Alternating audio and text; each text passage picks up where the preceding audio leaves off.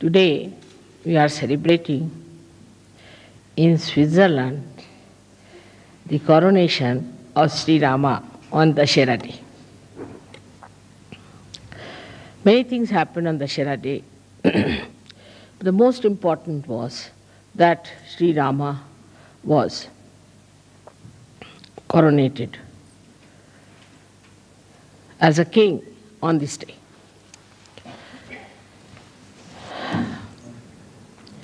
He also killed Ravana on this day. Many may say that how can it be he killed Ravana and he was coronated on the same date. In those days in India, we had supersonic aeroplanes. And it's a fact. And the aeroplane's name was Pushpak, meaning the flower. It was called as Pushpak, and it has a tremendous speed. So after killing Ravana, he came to Ayodhya with his wife, and that was the day he was crowned. On the 9th day, he worshipped the goddess to get strength, Shakti for his weapons. And the 10th day, he killed Ravana. So you can imagine how much advanced people were there at the time of Sri Rama and his kingdom. The reason was the king was an incarnation. Also, he was a benevolent king, as described by Socrates. Sri Rama's story is very interesting throughout, and we have now a beautiful series about him done by our television in India, which is sold for a very good price. Maybe we might be able to present you all with one when you come there. But the story of Rama, they say, was written before he was born. Even before there was any inkling of it, the seer, Valmiki, wrote the whole story of Sri Rama. Sri Rama's birth and all that are brought forth by the Agni, the fire. And he was born in the dynasty of the Surya, is the sun. So with all that, born out of the blessings of the Agni, that is fire, and also was born in the dynasty of Surya. He was one of the mildest avataras you have ever had. He is known to be a very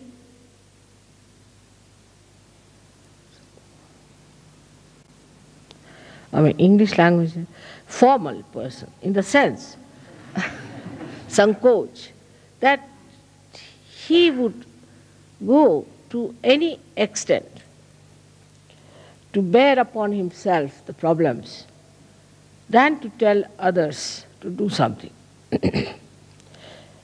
We still had many people in India like that. Like we had one Prime Minister, Lal Bahadur Shastri. And if he was sitting in the room and there are people sitting and the electricity was on somehow, say by light or something, and he wants to put it off, he would not ask anyone to put it off. Slowly he'll get up from his seat, walk up to the switch and just put it off, so that he shouldn't ask for it. This is one of the greatest quality of Sri Rama, that he would not make anyone do anything for him or order anything or would use someone for their purpose.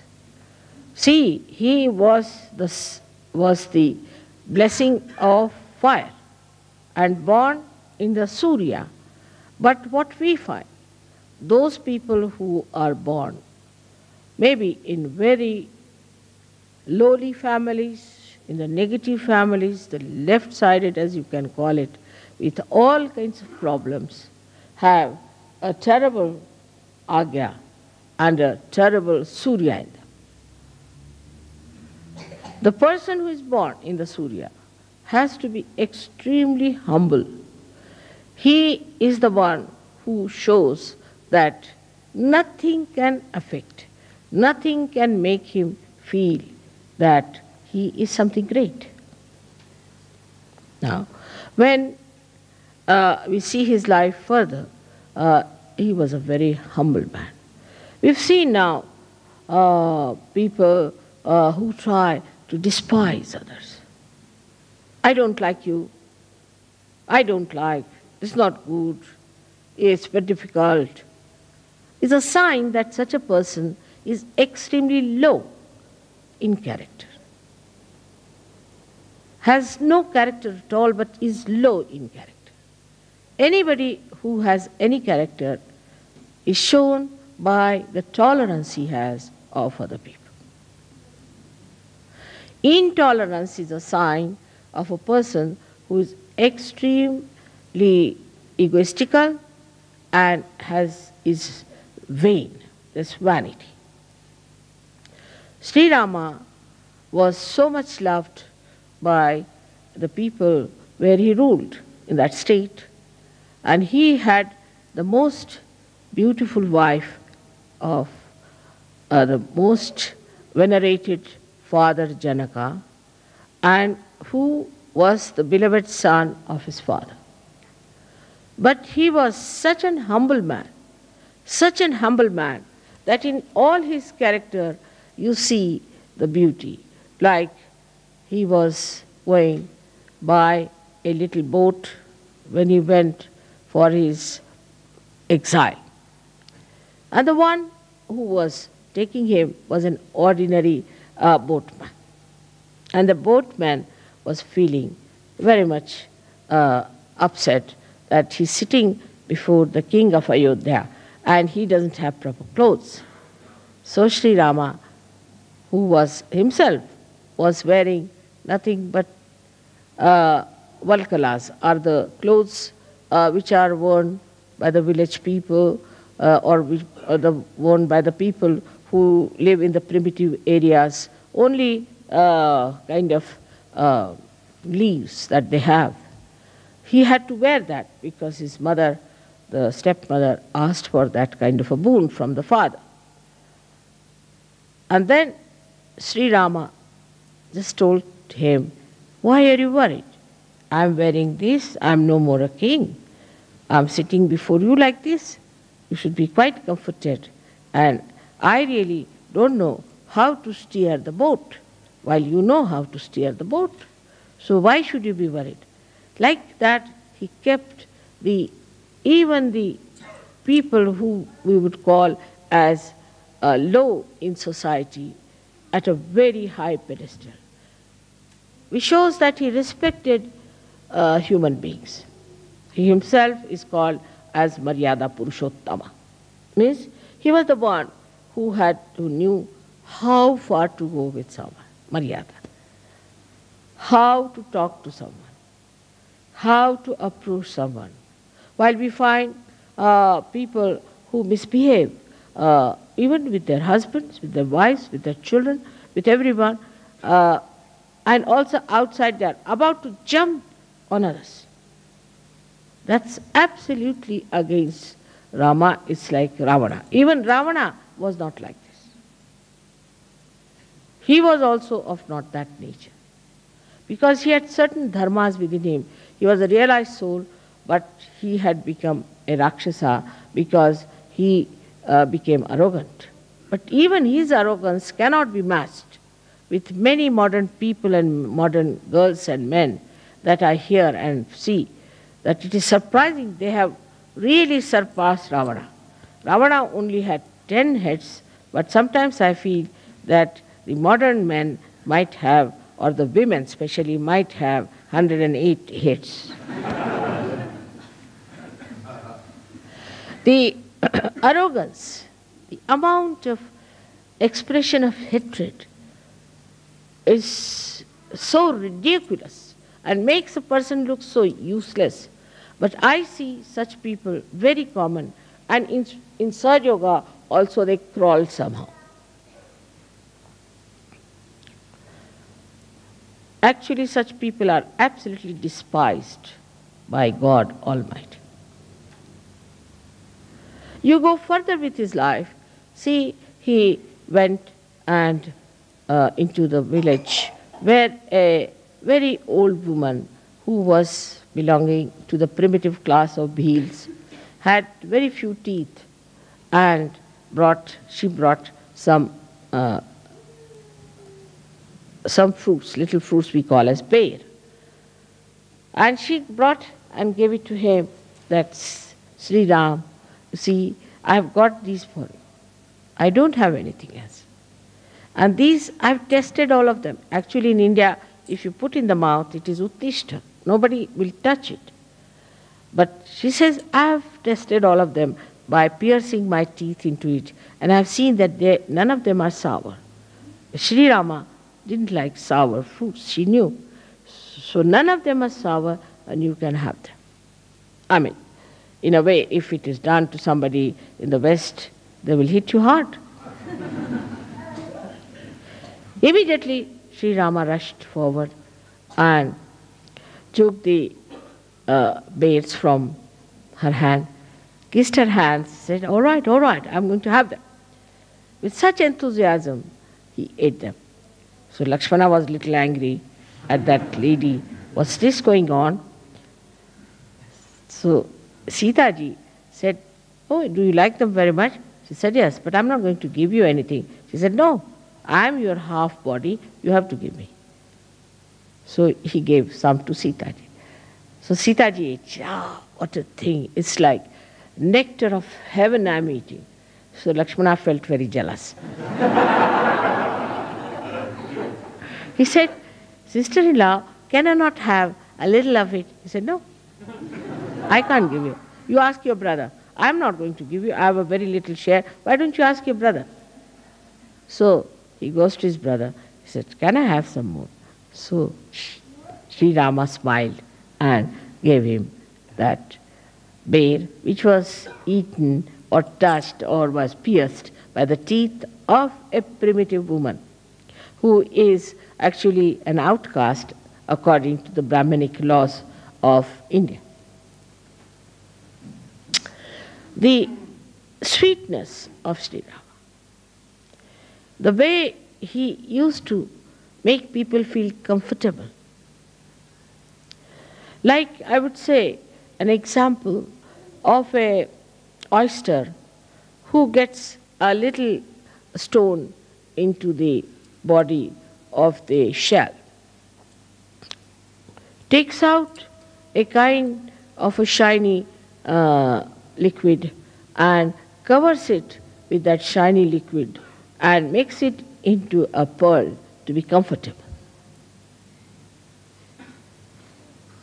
Now, he didn't want his own comfort. Rama a little bit different.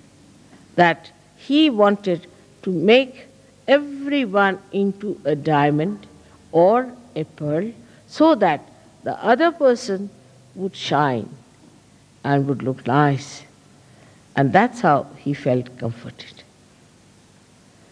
His qualities, if you have to imbibe, first of all, we have to understand the innate situation of Sri Rama. Sri Rama is placed on the right hand side of your heart. Right hand side, right heart. He is placed there. Now, in a human being, there is no right heart. If you tell somebody there's right heart, they'll say, what? There are 2 hearts or 3 hearts? In our Sahadža Yoga, we have 3 hearts. One is the left, another is the right, and one is the center. Now, the right heart is a very important thing. The right heart looks after the whole lungs, both the lungs, or the throat, the trachea, the nose, the inner part. The outer side is looked after. We can say the features are given by Shri Krishna. But the inner part of it is all done by Shri Rama. They are the same. But one acts as in the inner part, the another as the outer part. It gives you the ears. From the inner part, Shri Rama does. He gives you the eyes in the inner part of the eyes. Now, it's so important to have the inner side all right and the outer side. It's an example of Shri Rama. He never cared for the outer side or the outward looks of a person. Because he came before Shri Krishna, he tried to build up the inner side of a human being. So we can say, though he is on the right heart, he acts through your Hamsa Chakra and partly through your Vishuddhi Chakra in the inner side of it. Because Shri Krishna, in the inner side of it, is Shri Ram, is Shri Vishnu. So, when somebody is, say, not good looking according to the Western standard, according to me, the Western standards are rather funny. Because Western standards don't look like, neither like Krishna or Sri Rama. The person like Sri Rama was a very healthy, tall person with his hands up to the knees. Ajanubhav. He is the one who has Ajanubhav. And he was plump. Both of them were plump. They had to be plump people because they were, though they were born of the Agni, he was born of the Agni, but the water is the main element of Sri Vishnu. So they were all plump people. They were not thin like sticks, as today's modern ideas are, to be thin like sticks and like TB patients. But it doesn't mean all plump people are good. We always logically think that plump people are, if mother says so, then plump people are good. It's not the point. The inner side of it, I'm saying. The inner side of it is just the opposite. Inner side of it is absolutely beautiful and absolutely full of love, affection and warmth. A person who doesn't have these things is a sign of a person who is not a Sahadža, first of all. A person who is very loud, talks loudly, speaks loudly, laughs at wrong places, must be half mad, but cannot be a Sahadža. See, the softness of Sri Rama goes to the extremes where I call the sankocha, the formality, the formal. But it is in English language, formal is not the word, sankoch. He was once, when he was fighting Ravana, he was taking out with his arrow his 10 heads one after another. And if he took out one, then took out the second, the first one would come back. So because he had a kind of a blessing that nobody can kill him by hitting him on his head. So Lakshmana says, you know for definite that this Ravana cannot be killed by hitting on his head. So why don't you hit him in his heart? So he said, the reason is this, that just now in his heart is Mahalakshmi, the Sita. Sita is sitting in his heart. And how can I hit him on his heart? Because she's there, she might be hurt. So what's the use of hitting on the head, he said. He said, because once I start hitting him on the head fast, his attention will go there. As soon as his attention will go into his head, then I can hit him on his heart. See the sankoch. See the sankoch, the way he talked. Now we have, see now what's wrong with you? Why are you all the time smiling and like that? Why can't you keep quiet? What is there to smile about certain things where you don't have to smile? Keep quiet. Now, then what happened? That he was so kind once when a very ugly woman, Shurpanakha, came to entice him. And she said, she came to entice, she said that, Rama, why don't you marry me? I mean, to a person like Rama, who is Maryada Purushottama, to ask such a horrible questions. Somebody would have really beaten her up, if not anything else. So Sri Ram smiled. He said, Madam, I'm sorry, I have a wife and I believe in one wife, Eka Patni Vrat. So I'm sorry I can't marry you. But mischievously says, all right, my brother is there, his wife is left in Ayodhya, you can ask. So he went to her and he asked, she went to him and asked, Lakshmana, why don't you marry me? She had become very beautiful. She has transformed herself to a beautiful woman. She must have gone to some beauty parlor or something. But she made herself like that. And she was there. And he looked at her, so angry. He said, you, the ugly, why do you want to ask such a question? He cut her nose. When he cut her nose, that was in Nasik, and that's why Nasika means the nose, and that's why you have been to Nasik. That's the place where he cut her nose. He was very angry. But Sri Rama did not. He said in a way that's very convincing that, see, I have a wife and I am a person who believes in my one wife. Now another character about him was that he was consistent. He was never inconsistent like Sri Krishna. Sri Krishna was a diplomat, and diplomacy is in being inconsistent. Sri Krishna's style was different. But why? What's the matter with you? Why? What is it? You come and sit here, this side. Come along, Tina. Come and sit on the other side. Why do you talk to her? Go and sit at the back. Go. She's already given me a very bad time in Pune. And now here she is. While I'm talking, please don't talk to each other. This is the least you can do to me. Have you seen any Indians behaving like this?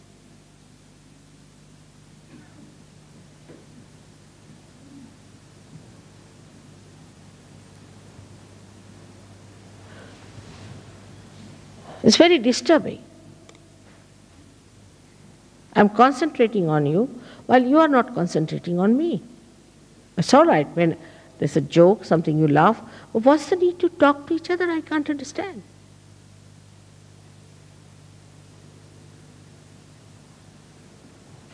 All right. Sorry, I had to say that. You see, at the time when I'm discussing Sri Rama. Sri Rama would not have said that. But in Sahadža Yoga, you can't carry on like Sri Rama. Sometimes you have to be like Parshurama also. Otherwise, things don't work out. Now, when it went ahead with it in his character, which was so beautiful, that you find he was such a consistent person. Whatever he said, all the life, he carried that. For example, he said, I'm the one who believes in one wife, Eka Patni Vrat.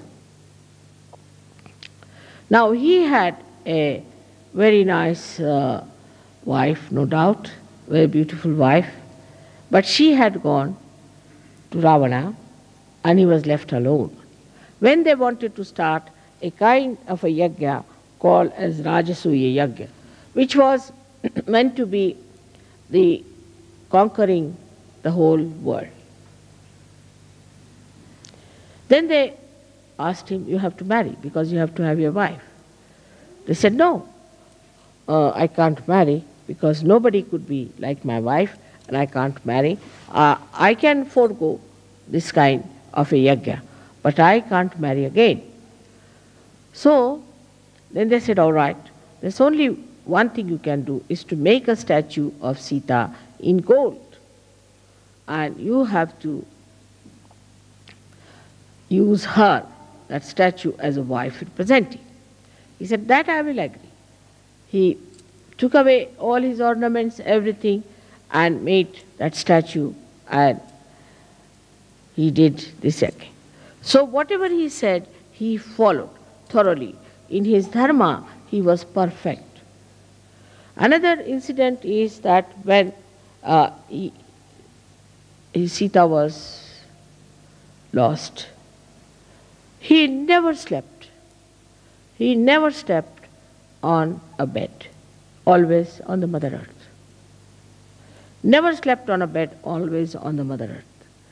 The pain he had of his wife is very well described by all the poets of India. And when Sita left him ultimately, in a very mysterious way, she just disappeared in the Mother Earth, because Mother Earth had given her birth. So she disappeared into Mother Earth. Then Shri Rama became absolutely lost, and he jumped in the river Sharayu and disappeared in the water element from where he had come. Now this man had to give up his wife. In these contrasts, you can see the wave rising and falling of a personality. The society in which he lived, the state which he ruled, had an objection for a wife who had lived with Ravana. And the public started talking about it. So as a good king, he just decided that his wife should be left forever. And then he sent her on a beautiful chariot with his prime minister and his brother Lakshmana, who took her down and left her, told her this is what has happened, and that Sri Rama has asked her to take you down to the ashram of Valmiki. As a result of that, she got very upset, and she said, she was Adi Shakti, so she doesn't have to bother. She said, you just leave me here. Very self-respecting person. She didn't say, no, I'll come to him, or I'll sue him, I'll go in the courts, get all his money, how dare he throw me out. Nothing of the kind. That's the grace of a woman. Graciously, she said, all right, now you have listened to your brother, I'm your sister-in-law elder too. Now you obey me. And I tell you, as your sister-in-law, that you can now go, leave me here alone, and I don't want you to go any further with me to deport me with somebody. And she was pregnant. Here, if it happens, of course, horrible things can happen. But in India, if such a thing happens, the wife will kill herself, or she won't be able to bear it. I think both things are just the same in escape. If there's no aggression, then there is recession. But she said, no, I have to give birth to these two children. I can look after myself. All right, graciously he's done it, I have nothing. And please tell him not to worry about me. And she told Sri Rama, Sri Lakshmana, that all right, you look after him. That's all I want. And she told the chief minister, the mantri, that you must look after the kingdom. See the dignity, see the balance, see the character, the personality of Shri. He was called as Maryada Purushottama. And look at his wife. She was equal to him in every way. When she was kept by Ravana. Ravana was so frightened of her Shakti that he would not touch her. He used to frighten her. Say, I'll do this to you, the women of India, I'll do this to the women of the world, I'll do that kind of a horrible thing, I'll take another birth, I'll misbehave. She said, do what you like. You cannot touch me. He could not touch her hand. He was so frightened. And when Hanumana brought the ring of Sri Rama and presented to her and said that this is the ring of Sri Rama. She said, yes, I know. How is he? He said, all right. All inquiries she had about herself. So he said, Mother, I can take you on my back. I can easily take you. You come on my back and I'll take you. She said, no, I won't go with you. It's Sri Rama who is a brave king. He should come himself, fight this Ravana, kill him because he is evil. And then I will go with him with all the glory. She was not frightened of anything. For her, the important thing was that Ravana should be killed. He is evil and he should be killed by Rama.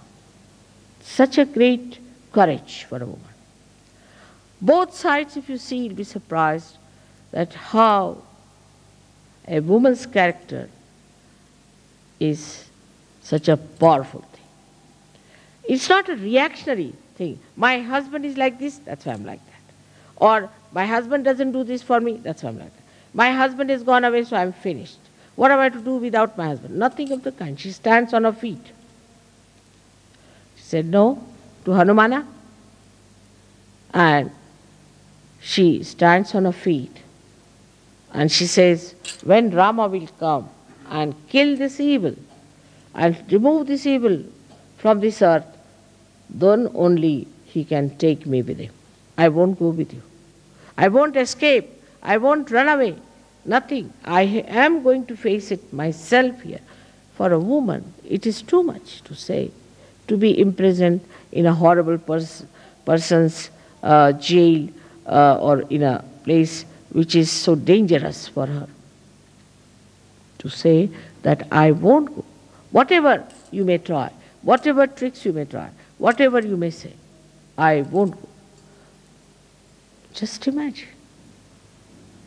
And Ravana was such a horrid fellow. He did all kinds of things to her, but she kept absolutely calm and quiet, waiting for her husband to come back. Can we think of such women in modern times? So satisfied with themselves, so much in balance, so much full of confidence and strength. This is the message of Sita's life. The benevolence of Sri Rama was shown when he started ruling the people. He was the one who cared for the needs of the people. For him, it was important that the people whom he ruled should be happy and joyous. He looked after them with great love. He had 2 sons whom he looked after for a short time because they were lost with the mother, Sita, and they are the ones who found him out in a way that Valmiki taught them how to sing the Ramayana. And they went to Ayodhya and sang the Ramayana.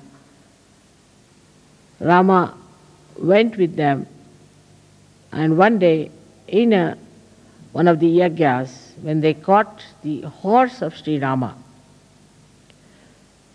Hanumana found it impossible to fight those 2 boys, and he couldn't understand. Here now, the character of great Hanumana one has to describe. He went and told Sri Rama, I can't understand these two boys. I can't face them. I don't know who they are.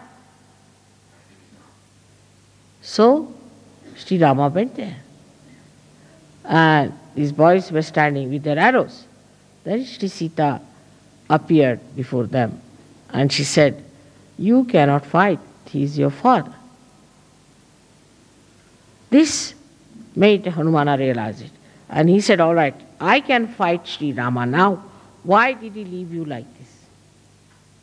See the sweetness of Sri Hanumana, who was such a great devotee of Sri Rama, could see that he has done injustice to my mother, and he stood for that. It's very sweet of Sri Hanumana to do that. Hanumana is, as you know, is the angel Gabriel, who is innocence, simplicity and dynamism. His dynamism was such that as soon as he was born, he said, better eat this sun because the sun is scorching the people in India. So he went and gulped down the sun. People had to say that, you see, though true, the sun is scorching, but it's of great help. Please release the sun. Why did you eat it off? So then he released the sun. Hanumana's whole life was spent in serving Shri Ram. And he was such a dedicated bhakta of Shri Ram. Now here the contrast is also that Hanumana had Navadha siddhis, 9 siddhis. The Anima, Ganima, Laguma, and all sorts of things, that he could become small, he could become big, so many things he had.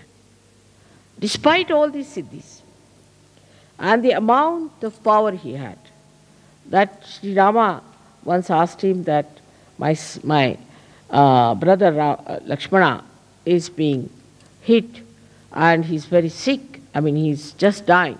So you go and get a particular kind of sanjeevani, a kind of herb, which I want to rub on his head. So he went there and he couldn't find it. So he brought the whole of the mountain on his hand and gave it to Rama. Now you select. I don't know, I can't find it. That is the Hanumana Shakti. And with all that power, he was such a humble person and such a dedicated person. This is the sign of a powerful surgeon. Anybody who is powerful has to be humble and non-violent. Mahatma Gandhi used to say that what is the non-violence of the weak? A weak has to be non-violent. What's so great? But that's a policy or a kind of a protection that he has. So a weak person has to be non-violent because he cannot face, he cannot protest. But non-violence of the powerful is the sign of real non-violence. Those who are powerful, if they are non-violent, that means they are quite confident of their powers. Those people who are confident of their powers, why should they aggress others? They just stand. All right, come along. What do you want? Even saying that, people run away. So those who are violent, angry, hot-tempered, jump at everyone, torture everyone, trouble everyone, are the people who are very weak-charactered. Their character is weak. If their character was all right, then they would not have done all these things. That's the sign of a person who is either possessed and under the influence of the possession, he's doing that, or he's too weak and he's possessed by his anger because he doesn't have that much power to bear anything. The most powerful thing is the Mother Earth, because she has the power to bear. The one who has the power to bear is the powerful. The one who does not have any power to bear, I can't bear, I don't like, I did. Such a person is a useless thing for this earth, and sometimes I feel why God created them. It's a headache to have a person around you. I can't eat this, I don't like this, I did. Then why are you here? Nobody likes you either. No one likes such a person, and that's why that person is always, I don't like this, I don't like that. So the power of a person lies in bearing things. How much you can bear, how much you can undergo without feeling it. Like you are, say, in the jungle, you are happy. If you are in a palace, you are happy. If you are with this color or that color, if you are with this race or that race, if you are with this kind of life or that kind of life, you can bear it. And that bearing power gives you the caliber to have Sahadža Yoga. It's not that this is shown, it's not that is being suffered. Don't have to say, I suffer being like this. No, you don't suffer. It's just by the way. For a person who wants all the comforts, a person who wants to live with all the luxuries, but not with any kind of defects or any deficiencies, is a person, is a beggar, I would say, in every sense of the word. I mean, best things to get rid of problems is not to have them. In the sense, now I don't drive, so I have no problem of driving. I never telephone, so I don't have problems of telephones. I don't go to the banks, so I don't have problems of the banks. The best is, I don't have any income, so I have no problem of income tax. Whatever bothers you, you just don't have it. Why do you want to have it? Have it and then bother about it. It's very funny that you can get rid of anything that bothers you very easily in this world, so you need not have that kind of a thing on your head. But when the word problem, especially in the European community, problem is a very common word. But in English language, we never learned this word, problem. You see, only the problem was used when we were studying geometry. Geometrical problem, but we never knew there's a problem in life. Later on, when I came in contact with European community, they'll say, there's no problem. This is the problem. At least in one day, 100 times, they say problem word. So, for a problem, the solution is not to have that thing which gives you problem. You can give up anything. Anything that you want, you can give up if you know how to detach yourself from that. Many people come and tell me, Mother, we have an ego. That's the problem. I said, then give up. I mean, it's simple. Why do you have it? As if, you see, they want to say that we have trouble with this thing, but still we are clinging on to it. Like we are afraid of a crocodile, but we want to put our foot into the mouth of the crocodile. And we have a problem that our foot will be eaten up by the crocodile. Now give up. But they will search out a crocodile, open the mouth and put the foot in it. And then come to me and say, Mother, we have a problem. My foot is in the mouth of the crocodile. To get to problems, you have to get to it.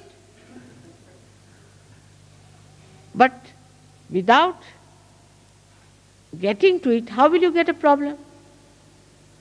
Say, for example, people have very silly, stupid problems. Now, the first problem somebody may have, oh, I have to get my clothes pressed. What's the need? No problem, wear them as they are.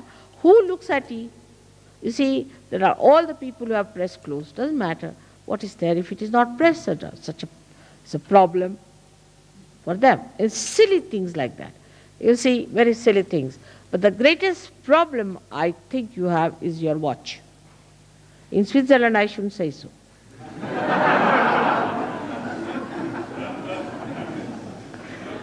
You see, the problem is like this, that now you have to go to the airport. Now, as soon as you tell somebody, we have to go to the airport. Now, I have to go. You don't have to.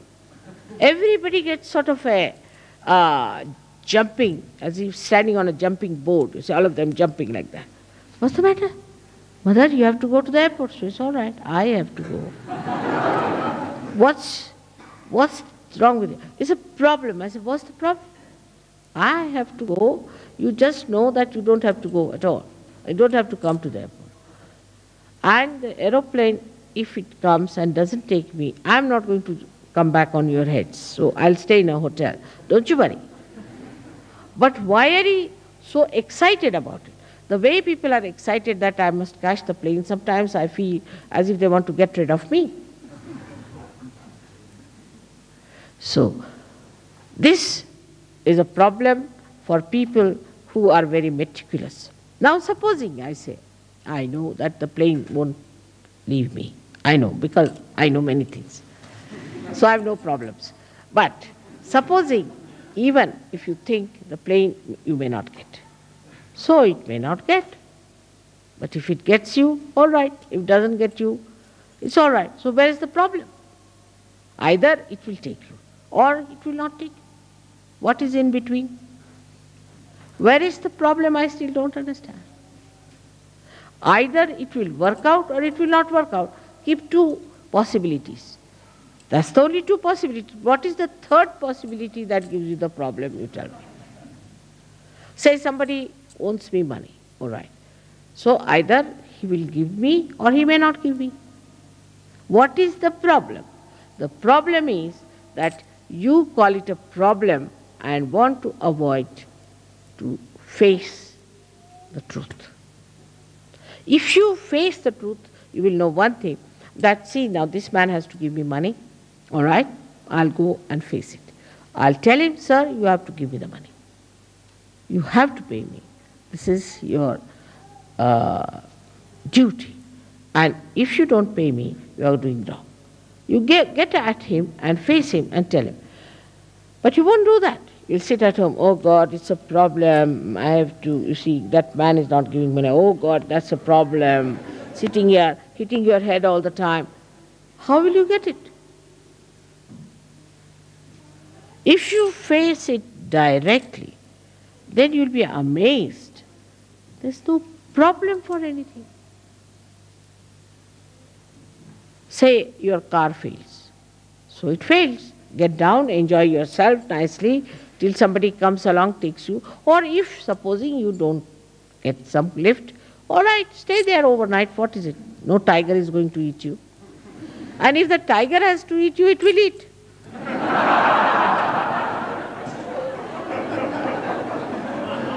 Where is the problem? Still I can't see. I can't see the problem. If tiger has to eat, that's already destined that the tiger has to eat. In any case, nobody dies. You'll be born again. If you look at it from that angle, then you'll be surprised. Most of the problems do not exist. They are like bubbles, created by our own thinking, the waves of our thinking. This is the problem, that is the problem. Like today they said there is no hall on such and such date, all right. Where are you having the hall? There. If there's no hall, let us have it in the open.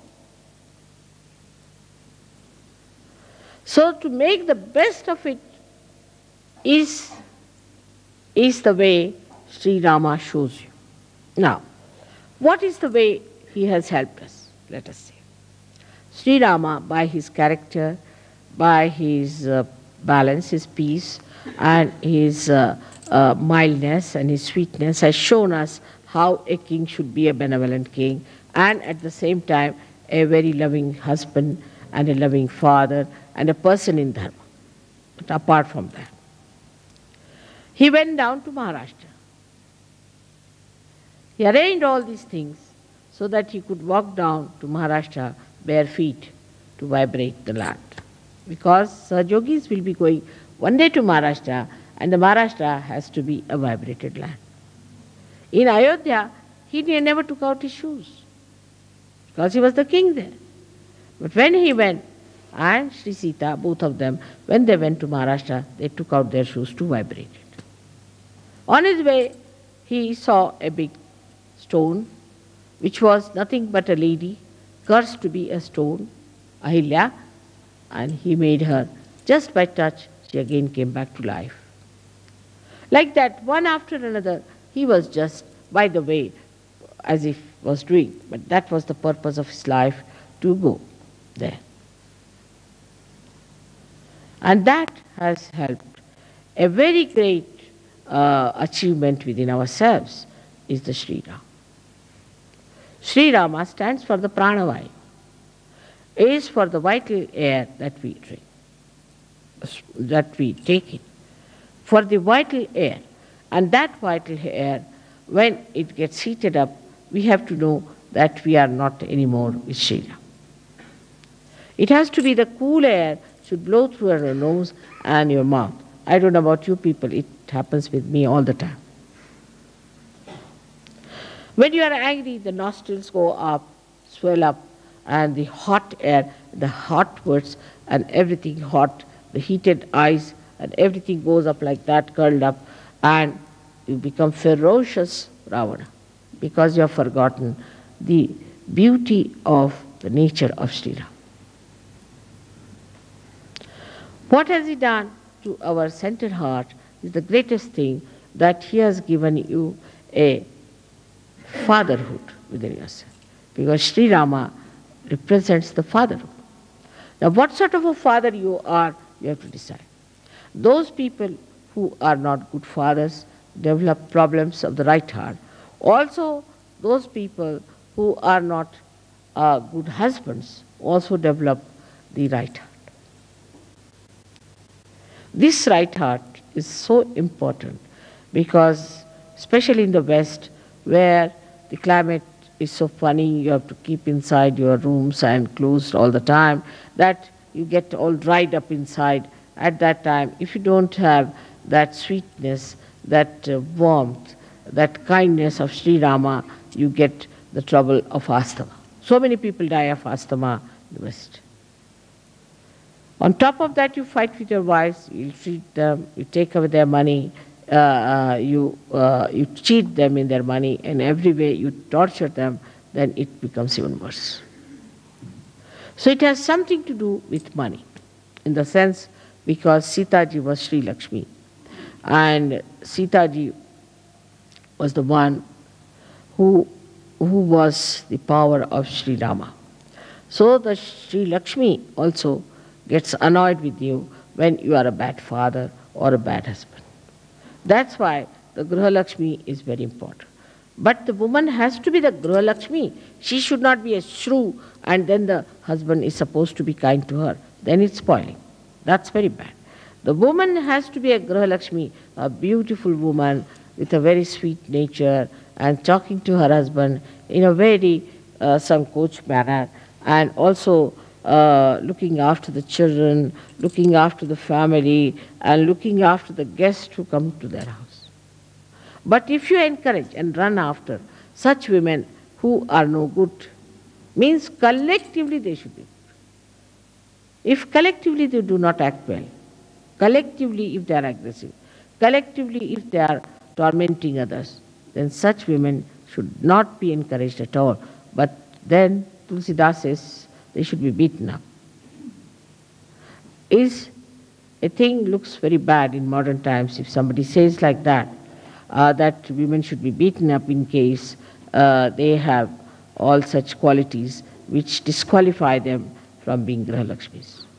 Of course, there's no need to beat, but I mean to say that what is it that you have to drive out all these badhas from your women? Very important. Otherwise, if you fall in this activity of keeping your wives on right lines, you might also get a right heart and asthma ultimately. Because your wife and you are part of the society. And the society has certain laws which are very important. There's something like Shri Dharma, there's something like Pati Dharma, there's something like Mata Dharma, Pita Dharma. Everything has a dharma. Those men who torture their wives have very bad heart. In the same way, those who play into the hands of their wives also have a very bad right heart. You have to be in the balance. You are the husband and she's your wife, and both are responsible for keeping a very good family relationship. It's not one-sided. It's not the husband only or the wife, but both of them to be in such a manner that they act according to their nature of woman and man, and respect each other, love each other, share everything with each other, and exist in a way that people should see that there are two wheels of a chariot, one on the left, one on the right. There's no imbalance. They are equal but not similar, as I have told many times. Now in the case of Sri Rama, he left his wife. When it came to Sita, she left him too. But she left him as a woman would leave, and he left her as a man would leave. She also left him. But in a way that is suitable for a woman to do. And he did it in a way that is suitable to a king. In the same way, a woman, when she acts, she has to act like a woman. The same thing she may do as the man does, but she has to be a woman, or a man has to be a man. So that's the Maryada Purushottama, is the one who is the highest among all the men, with his all the Maryadas, all the boundaries that he observes. The boundaries are such that you do not try to overpower others, or you do not try to take their seats. For example, I've seen those who are aggressive also show up in our programs. They will be the first before me. They will be, as soon as I open the gates, they'll be somewhere there standing. They will be the first in everything. That's not being Maryada. You should be at the back end. Should be, there are leaders you have got, they can sit in front. Try to be on the back. I want to be first. Then I've said once, first of the first. You know the story of first of the first. So you become first of the first. And that's what happens to you when you try to show off. And I know all of them who are like that. To be in the background is the most respectable thing to do. To go forward first, to jump forward first, to stand near the door if mother is coming, you see. As soon as I see the person, I said, oh, back again. There are some who do artis just because to show off, some throw flowers to show off. They must be the first. And somehow or other, they get also the position because of their assertions and askings. The leaders have to be careful and not to give such duties to people who really upset me very much because of their arrogance, because of their showing off. I have to say one thing today, that under the circumstances, we have to decide that if the leaders don't have wives who are humble, who are kind, who are compassionate, and who are Grahalakshmis, who are very sweet with the collective, we'll have to cancel the husband as well as the wife from the leadership. We cannot have leaders who have wives who are horrid. We cannot. because the wife of a leader is like a mother. There are 5 types of mothers described. One of them is the one who is the wife of the guru or of the leader. And if the leader has a wife of that kind, it's better in all sense he should withdraw. Improve his wife, do whatever is possible. Till she's all right, he should not be the leader.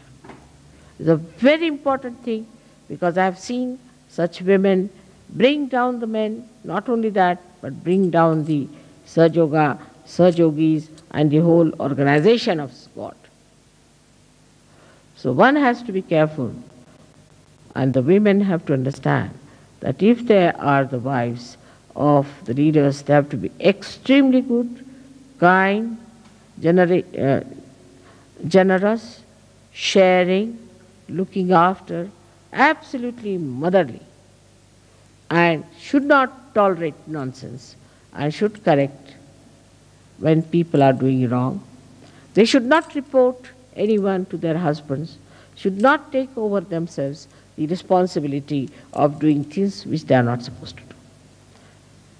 If they are not of that level, they are of no use to people, and they have no business to be proud of being the wives of the leaders. From Shri Rama's life, we learn a lot, and from Sitaji's life also. Both of them have done so much for us. Bring forth such a great life. All their lives they suffered and suffered and suffered. They lived in the villages, they lived in the forest. While they were the king and the queen, they had never known what is discomfort. They traveled all the way bare feet. They went through all kinds of tortures of life. Sita was taken away by Ravana, who was a horrid man. She had to live with a Rakshasa, can you imagine? She lived with a Rakshasa, and there she showed her greatness. The characters of different nature, like Sita and Sri Rama, they were showing the complementary attributes that they had, very complementary. And if that is so, then the husband-wife's relations are beautiful in Sahadža. That's the way it should be. I find some people are very nice. Some leaders are extremely nice, but wives can be very hard, can be very stiff, or could be very mischievous, could be troublesome, selfish. You cannot grow in Sahadža with these qualities. It's such a luck and chance that your husband is the leader, is the highest man in your nation, in Sahadža, and where you have to be up to his ability, capability, and his name. Otherwise, you have no authority. That's why I have to tell you that on this day of the Dasera, let us decide that we are going to have Ram Raj in Sahadža, where there is benevolence, there is love, compassion, security, peace, joy, discipline among ourselves. The whole disciplining is within ourselves. What I say about Shri Rama is that he himself has put himself into the discipline of Maryadas. In the same way, we ourselves should put ourselves into the discipline of Maryadas. It is a very great thing that it should happen in Switzerland, because Switzerland needs it the most. The blessings of Shri Ram.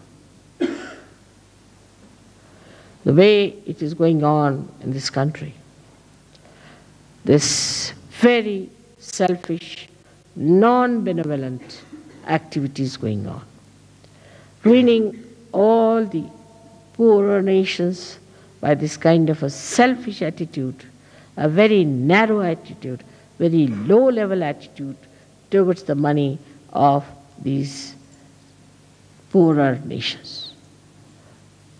Is important, very important for us today to pray for the emancipation of the hearts of those people who are just butchering. In these modern times, you don't have wars. But financially, they are butchering people. They are killing them by depriving them of their own money and their own benevolence.